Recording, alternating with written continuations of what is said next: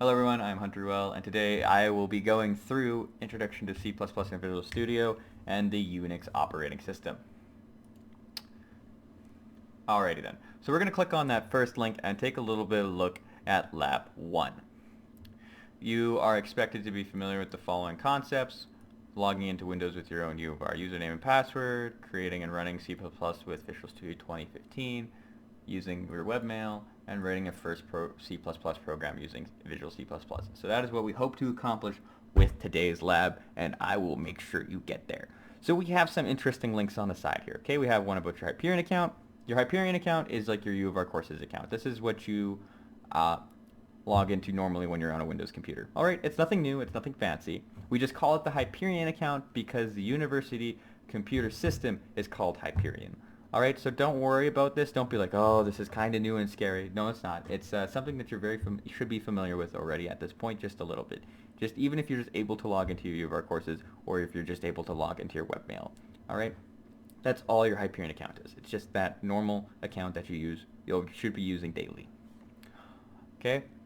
So this is just a link to U of R courses. And if you want to log in or just want some reference, okay? First thing I'm going to go into is how to create a project and start coding with Visual C++. I could just read through all of this, but that's not very interesting, so I'll actually just go through the steps with you today. So what we're going to do is we're going to go Visual Studio 2015 and run. Awesome. We open it up. If you have everything installed already, this is what you should see. Just this blank screen, a couple of things. Yours could be in light mode or dark mode or blue mode. I don't care. It doesn't matter. Just pick whatever you prefer. But you should be introduced with this blank screen. Alright, so there's 3 ways we can approach creating a new project. So you can click New Project under the Start. You can click View, Control Shift N, New Project, or you can click File, New Project. Alright, does not matter which way you pick. They all accomplish the same thing. So we're going to click New Project. So what you're going to make sure is you're going to click on Visual C++ and Windows 32 so that you have these 2 options in front of you. You have Windows 32 Project and Windows 32 Console Application. Alright, I want you to make sure you select Windows 32 Console Application.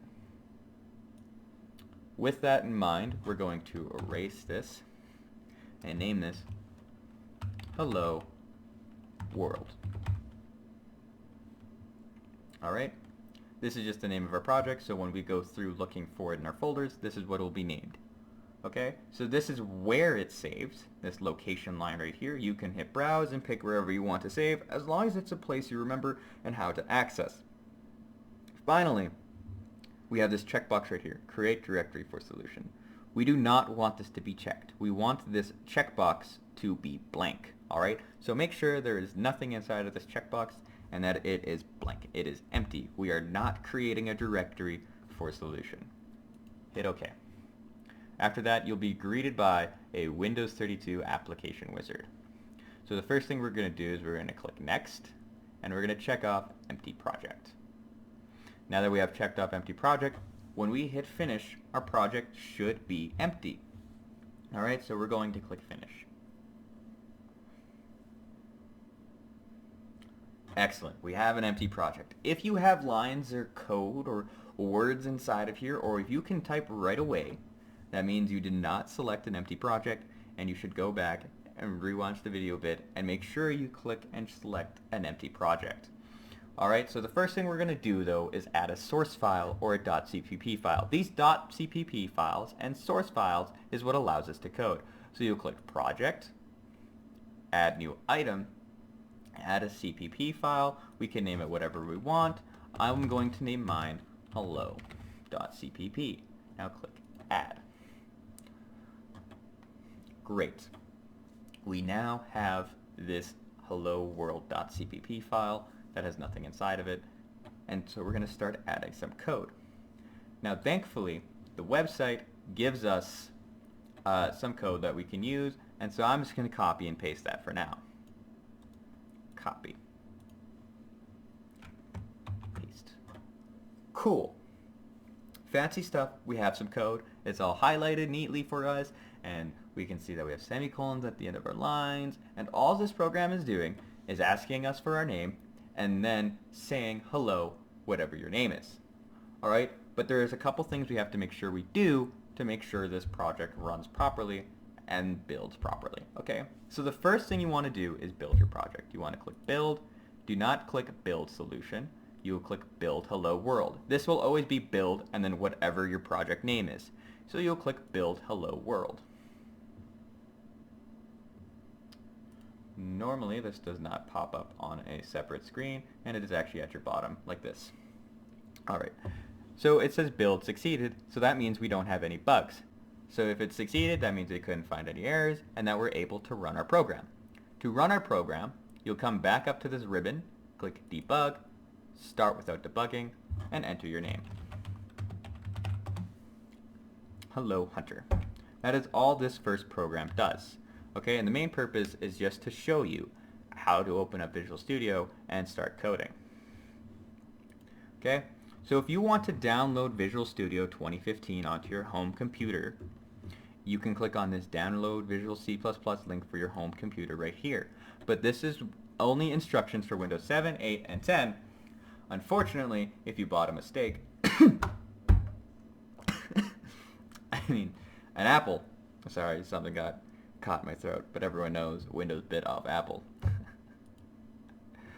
You can go look at the Mac Survivor Guide, where we tell you how to submit your assignments and how to use the Xcode on Mac. And then you can also look at the screenshot Xcode Visual Studio and so on. This explains how to screenshot. Alright, so these two will help you use your Mac computer.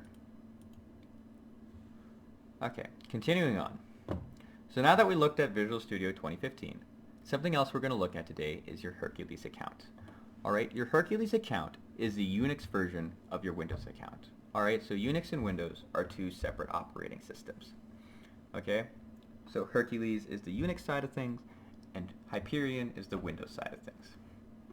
And so today I'm going to show you how to access your Hercules account, how to use the nanotext editor, and how to compile C++ programs on your Hercules account. Alright, it's a lot of information, so sit down and buckle up, alright? Okay, so the first thing we want to do is open up PuTTY. If you don't have PuTTY downloaded, make sure you read through the lab links on the website. I'll go look at them later and show you where you can download Hercules and PuTTY. I mean, not PuTTY, Hercules, sorry, PuTTY and WinSCP. I'll also do a demonstration with WinSCP today. Actually, no. I'll do WinSCP demonstration for next week's lab, Lab 2. Alright, so if you're looking how to use WinSCP this week, just go look at the Lab 2 video. Okay, so it's going to ask us for a host name or IP address.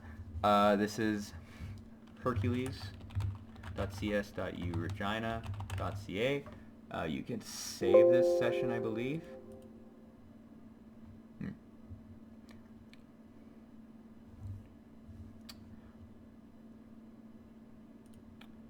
I think you type it here.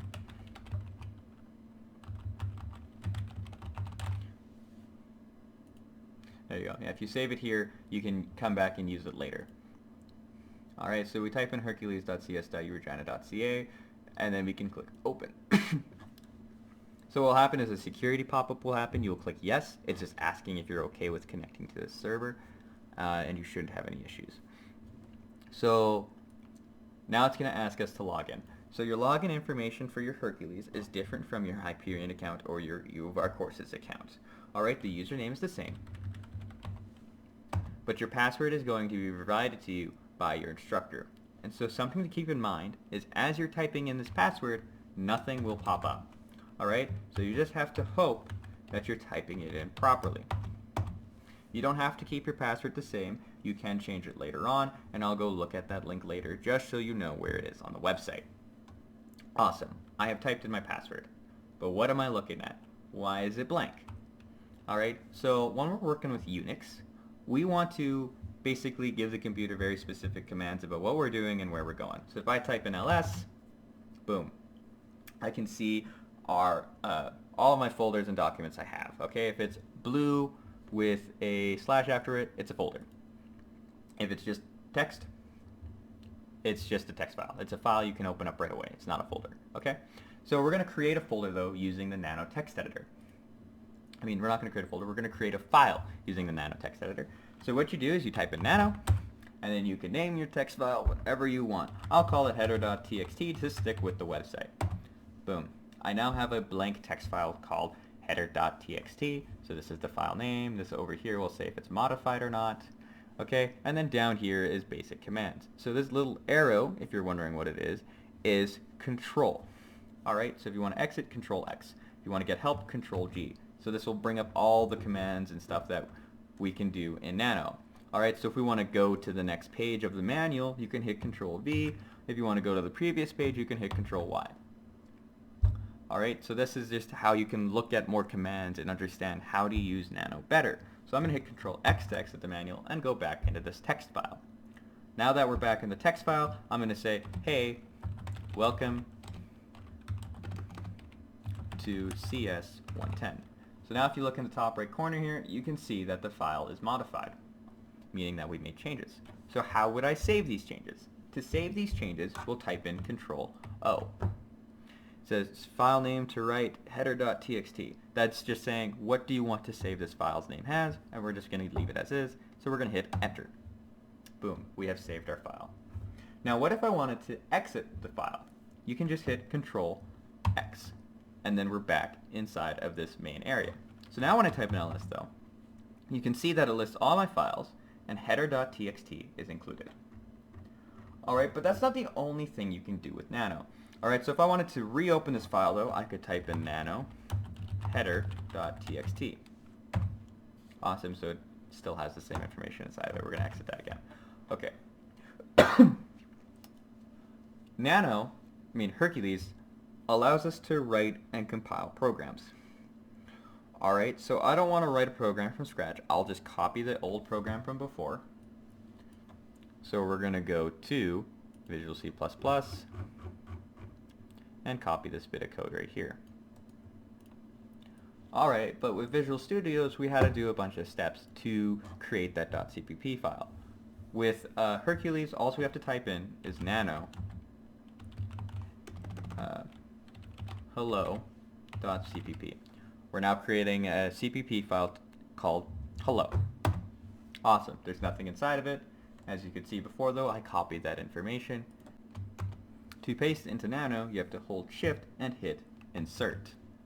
Cool, we now copied and pasted our program from before, so we're now going to hit control X. It's going to ask us if save modified buffer. We're going to hold shift and hit yes. It's going to ask us what to name it as. We're going to leave it as hello.cpp, so we'll hit enter. We have now typed in ls here, and you can see we have a hello.cpp. Alright, so we have our program. We now need to compile the program.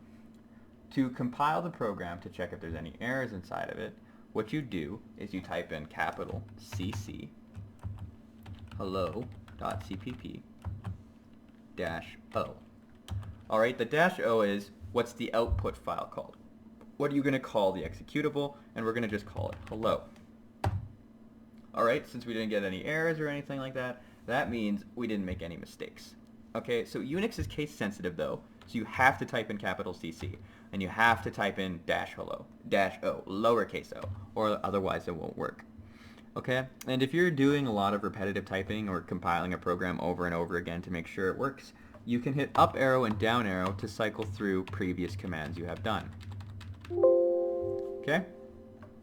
Cool. Now that we've compiled it, we can type in ls again, and you can see that we have a hello star here. That means this is the executable. If we wanted to run this program, all we have to do is type in hello. So it says please enter your name, hello Hunter. So as you can see, when you run a program in Hercules, it actually just runs it right inside of the terminal and doesn't pop up another window. Alright, so how does this allow us to capture a program, or as it says on the website, capture programs output on Hercules using a script? Okay, so the commands I'm not going to worry about are who am I and the pwd or the ls command, okay? So the pwd and who am I command basically say what's your account name and where you are currently. So if I type in pwd, I said I was not going to look through it, but I'm doing it right now. Pwd basically says, oh, my username is HRR596.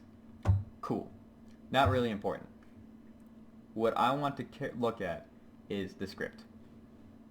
Alright, so what we do is we call it script, and then whatever we put after this is the name of our script. So we're going to call it hello.log to stick consistent with the website. So this hello.log will record anything inside of it afterwards. And the reason I want you to do who am I and pwd at the beginning of your scripts is to make sure that you're not using somebody else's account.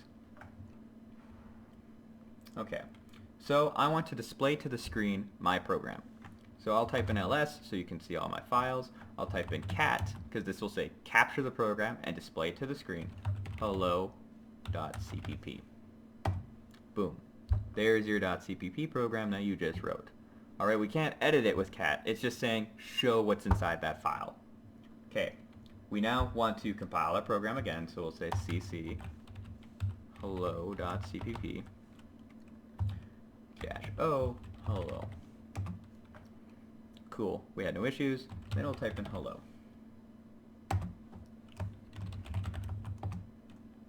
Okay, so we just run it normally. So once we're over and the program is done, we can type an exit. Okay, that is how you do scripting in Hercules, and that is how you create and edit text files in Hercules. Okay, so the reason that you should probably have to do a script, or if your professor asks for a script, is like a foolproof way to make sure that the work you did is the work you did and not somebody else's. Alrighty then. So that's all we're going to worry about for Hercules today. To exit Hercules properly, you can type in exit. Okay. And then the program will end. Looking back at the website here, that is all you need to know for today. So if you need further information, don't be afraid to ask your instructor or just go back through this video. I'll add timestamps in the description down below so you can go to specific parts so you don't have to try and eyeball where the information is. So thank you for your time, and I hope you have a pleasant day.